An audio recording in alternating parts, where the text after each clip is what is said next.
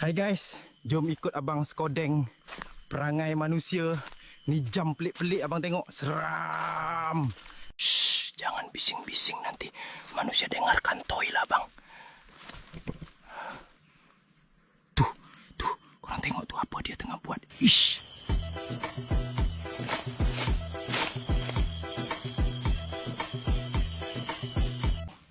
Kau dah kenapa dek? Terkinja-kinja macam aku kena belacan. Malu dek, malu.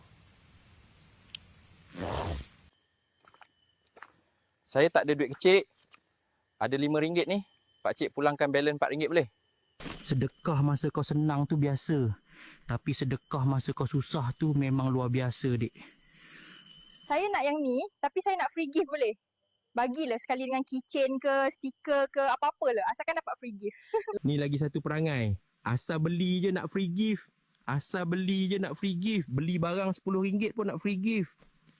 Aiman, yang tu binatang apa? Tu ialah tralalero tralala, cappuccino assassino, tung tung tung sahur. Aduh hai dek. Jangan amalkan dek. Nanti boleh rosak otak. Mak bapak pantaulah anak-anak awak semua ya.